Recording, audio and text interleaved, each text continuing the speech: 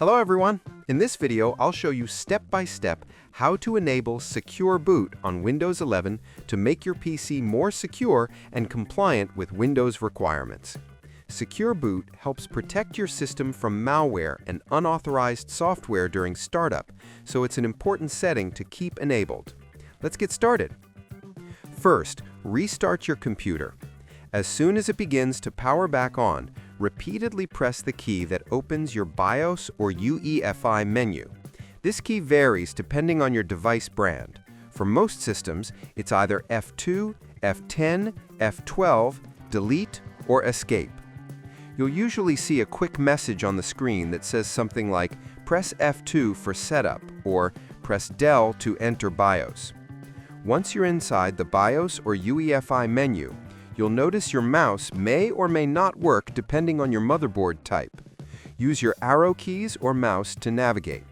Now look for a tab or section labeled Boot, Security, or sometimes Authentication.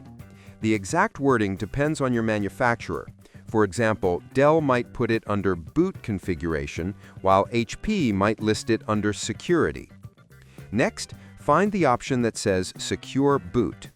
If it's grayed out or unavailable, that means you'll first need to switch your boot mode from Legacy to UEFI. To do that, locate the Boot Mode or CSM Compatibility Support Module setting and set it to UEFI. After changing it, go back to the Secure Boot section, and now you should be able to turn it on. Select Enabled, then save your changes. To save, press F10 on most systems, or look for the Save and Exit option at the bottom or right side of the screen. When prompted to confirm, choose Yes. Your computer will now restart automatically. After your system boots back into Windows, let's confirm Secure Boot is actually on.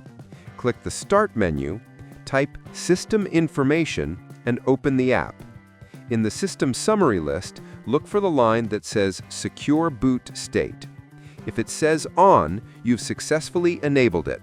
If it still says Off, that usually means your PC needs to be started in UEFI mode or your drive isn't formatted properly for it.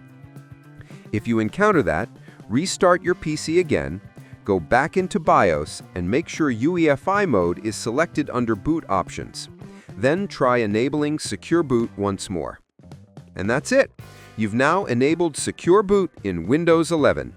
This not only enhances your PC's protection, but also ensures full compatibility with future Windows updates and features.